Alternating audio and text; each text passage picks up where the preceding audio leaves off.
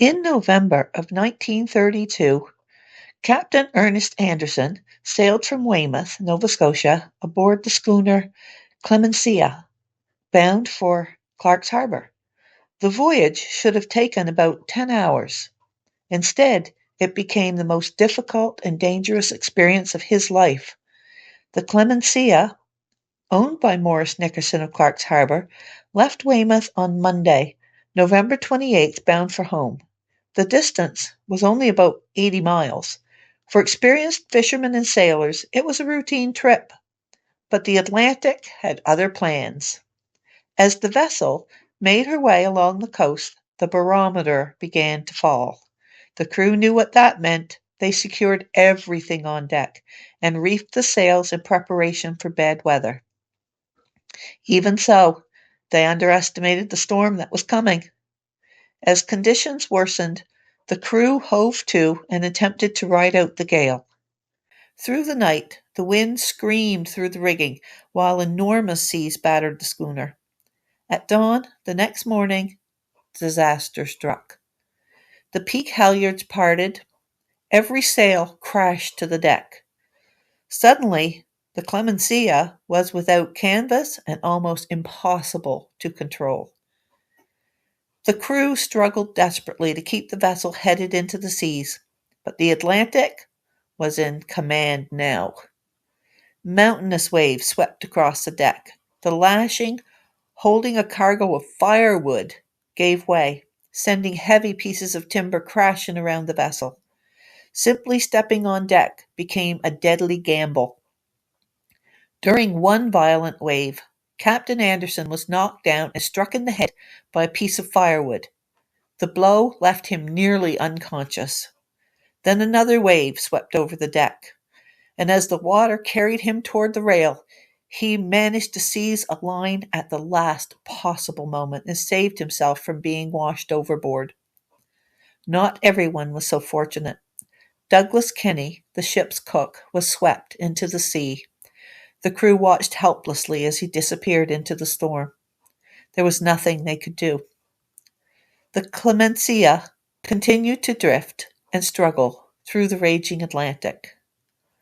When the cook was gone, 16-year-old Burton Nickerson stepped forward and took over the duties. By Wednesday, the storm still had not relented. While carrying a plate of food to Captain Anderson, Burton was thrown violently across the vessel by a sudden plunge of the schooner. He struck a spar with tremendous force. The accident left his face badly cut and knocked out 3 of his teeth. Still, the crew carried on. The pumps worked constantly, but the schooner continued settling lower in the water. Throughout the night, they searched below decks for anything dry enough to burn. Pieces of wood were brought up and set ablaze atop the cabin in a desperate hope that another vessel might spot their distress signal. But visibility was poor. The skies remained overcast, and no rescue came. By Friday morning, their situation was desperate. The crew had only a few distress flares remaining. At about 1:30 in the morning, Burton Nickerson was entrusted with one of the last flares. He had been told, "Use your own judgment." Then he thought he saw a light. He fired the flare. The bright signal arced into the darkness and burned out. When it was gone, there was still no ship in sight. For a moment, it seemed the flare had been wasted. Then, out of the darkness, and from another direction entirely, came salvation. The French liner De Grasse had seen the signal. For nearly 2 hours, the great liner searched for the stricken little schooner while battling the same heavy seas that threatened to destroy her.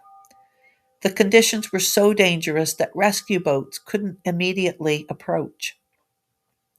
To calm the water, oil was poured onto the sea, a technique once used by mariners to reduce the breaking force of waves. Finally, around 7 o'clock in the morning, rescue boats reached the wreck.